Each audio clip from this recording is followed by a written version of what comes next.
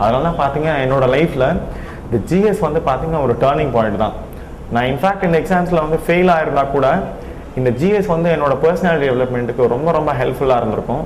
என்னோட அந்த அவேர்னஸ் வந்து பார்த்தீங்கன்னா லோக்கல் லெவலில் நடக்கிற என்னை சுற்றி நடக்கிற விஷயங்களும் மட்டும் இல்லாமல் இந்த நாட்டில் என்ன நடக்குது, உலகத்தில் என்ன நடந்துட்டுருக்கு, எனக்குள்ளே என்ன நடந்துட்டுருக்கு. இப்போ எனக்கு தான் உடம்பு சரியில்லை அப்படின்னா திடீர்னு வந்து H1N1 சொல்கிறான், அது என்ன டிசீஸே எனக்கு தெரியாமல் நான் பாட்டா கடையில் போய் ஒரு மாத்திரையை வாங்கி சாப்பிட்றேன்னு வச்சுக்கோங்களேன்.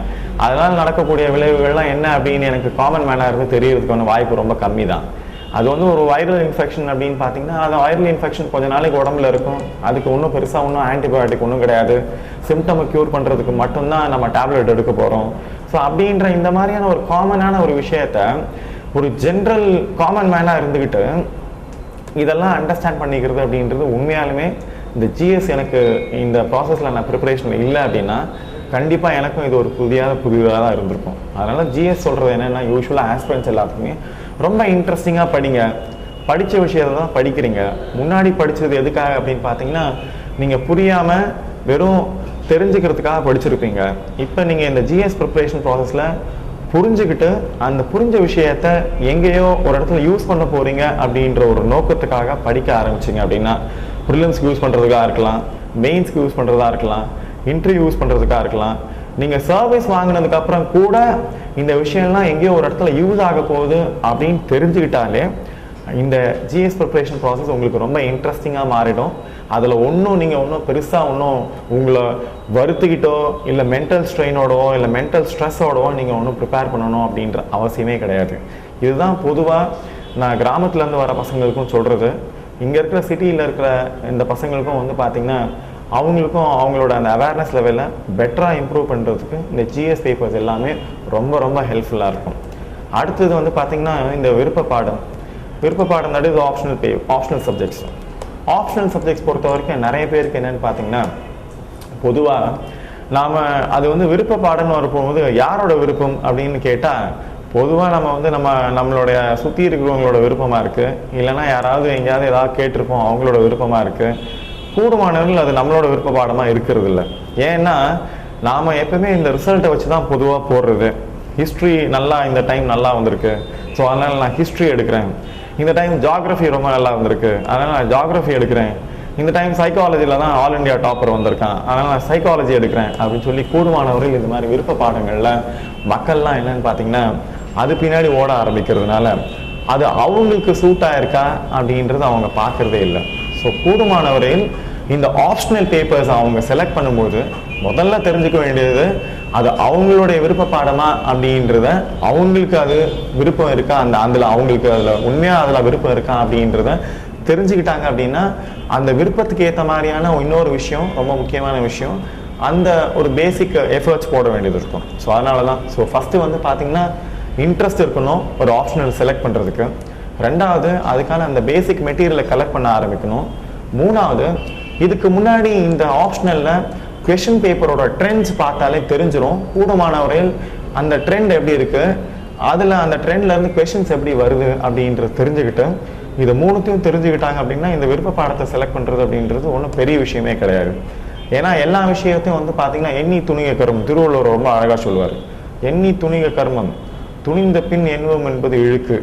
ஸோ ஒரு விஷயத்தை நம்ம என்ன பண்ணுறோம்னா எப்போ நம்ம வருந்துறோம் அப்படின்னா செஞ்சு முடிச்சதுக்கப்புறம் தான் நம்ம அந்த விஷயத்தை ஐயோ இப்படி செஞ்சுருக்கலாமே அப்படி செஞ்சுருக்கலாமே அப்படின்னு சொல்லிட்டு நம்ம அதை அந்த விஷயத்தை பின்னாடி நம்ம ரிப்பெண்ட் பண்ணுறோம். ஸோ அதில் நம்ம எல்லா விஷயத்துலையும் பார்த்தீங்கன்னா நான் எப்பவுமே உதாரணத்துக்கு சொல்லுவேன், we should be like a carpenter என்ன பண்ணுவார்னா அவர் ஒரு அளவு எடுப்பார். அந்த அளவை பார்த்தீங்கன்னா அது ஒரு கதவு செய்கிறாருன்னு வச்சுக்கோங்களேன்.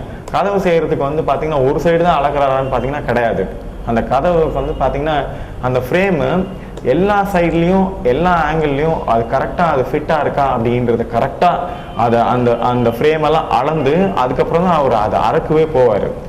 கொஞ்சம் முதல்ல அறுத்துட்டு ஒரு சைடில் நல்லா அறுத்துட்டு அதுக்கப்புறம் கொஞ்சம் கூட அறுத்துட்டோம், அதில் கொஞ்சம் இந்த சைடில் குறைச்சிக்கலாம், அந்த சைடில் கொஞ்சம் ரொம்ப அதிகமாக அறுத்துட்டோம் கொஞ்சம் கம்மியாயிடுச்சு ஒட்டிக்கலாம் அப்படின்லாம் பண்ணுறதே கிடையாது.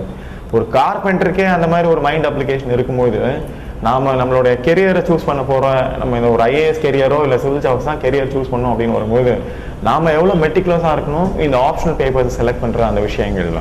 ஸோ அதனால் ஆப்ஷனல் பேப்பரை ஆல்மோஸ்ட் பசங்க இந்த மெயின்ஸ் எக்ஸாம்ஸில் ப்ரிலிம்ஸ் எக்ஸாம்ஸ்க்கு இப்போ ஆல்மோஸ்ட் ஆப்ஷனல் பேப்பர் இல்லை அடுத்த வருஷத்தில் வர வருஷத்தில்.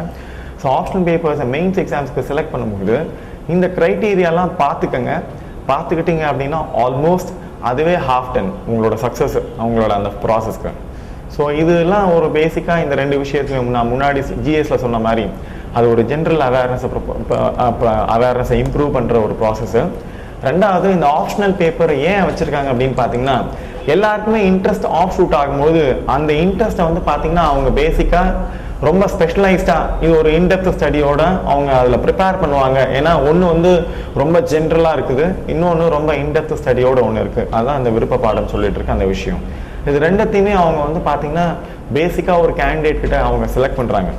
ஒரு கேண்டிடேட்டுக்கு எல்லாமே தெரியுதா, இன்னொன்று இந்த மாதிரி விருப்ப பாடம் எடுத்துகிட்டு இருக்கும்போது அதில் அந்த ஸ்பெஷலைஸ்டு சப்ஜெக்ட்ஸு இல்லை ஸ்பெஷலைஸ்டு டாப்பிக்லாம் அவனுக்கு தரவு நாலேஜ் இருக்கா அப்படின்றது எல்லாத்தையும் அவங்க கம்ப்ளீட்டாக டெஸ்ட் பண்ணிடுறாங்க. மெயின்ஸ் பொறுத்த வரைக்கும் வந்து பார்த்திங்கன்னா ரெண்டு விதம்.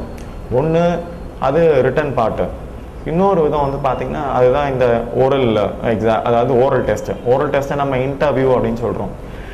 நிறைய பேருக்கு இன்டர்வியூ அப்படின்னோடனே சினிமா படத்தில் பார்க்குற மாதிரி இன்டர்வியூனா யார், எங்கே, எப்படி வந்துடுங்க, என்ன பண்ணுறீங்க அப்படின்ற அந்த மாதிரியான விஷயங்களை கேட்டு நம்மளை வெளியில் அனுப்பிச்சிடுறாங்க. அப்படின்னு இன்டர்வியூ யாரும் ஒன்றும் சரியாக புரிஞ்சுக்கிறதே இல்லை. இன்டர்வியூ அப்படின்ற அந்த வார்த்தையிலே அதோடைய அர்த்தம் இருக்குது. அதாவது ஒரு ஆளுமையை உள்நோக்கி பார்க்கறது தான் இந்த இன்டர்வியூடைய முக்கியமான நோக்கமே. இது வந்து ஒரு ஆளுமை திறனை சோதிக்கிற ஒரு டெஸ்ட்டு. இது நம்மளுடைய நாலேஜோ இல்லை என்கிட்ட என்ன இன்ஃபர்மேஷன் இருக்குது அப்படின்றத சோதிக்கிற விஷயம் கிடையாது. ஒரு கேள்வியை கேட்கலாம், ஆனால் அந்த கேள்வி கேட்கும்பொழுது ஒருத்தர் சொல்கிற அந்த பதில் சொல்கிற அந்த விதத்தை வச்சு தான் அவங்க ஒரு ஆளை டெஸ்ட் பண்ணுறாங்களே ஒழிய அந்த பதில் சொல்கிற விதத்தை வச்சு தான் அந்த பர்சனாலிட்டி அசஸ் பண்ணுறாங்களே ஒழிய மன்மோகன் சிங்கை பிடிக்குமா இல்லை எனக்கு ஒரு பர்டிகுலர் தலைவரை பிடிக்குமா அப்படின்னு கேட்கும்பொழுது அவர் மன்மோகன் சிங்கை பிடிக்குமா பிடிக்காதா அப்படின்றதுக்கு 1008 காரணம் இருக்கலாம். ஆனால் பிடிக்கும் பிடிக்காது அப்படின்றதுக்கு ஒருத்தருக்கு காரணம் சொல்லும் போது அந்த காரணம் சொல்கிற அந்த விதம் வந்து பார்த்திங்கன்னா அந்த ஆளை அவளுடைய அந்த ஆளுமை திறனை கரெக்டாக டெஸ்ட் பண்ணுறதுக்கு அந்த சைடில் இன்டர்வியூவர்ஸ்க்கு வந்து பார்த்திங்கன்னா அது ஒரு வாய்ப்பாக இருக்குது. அதனால் கூடுமானவர்கள் இன்டர்வியூ அப்படின்றது அது நம்மளுடைய அறிவை சோதிக்கிற விஷயம் கிடையாது, நம்மளுடைய ஆளுமையை சோதிக்கிற விஷயம்.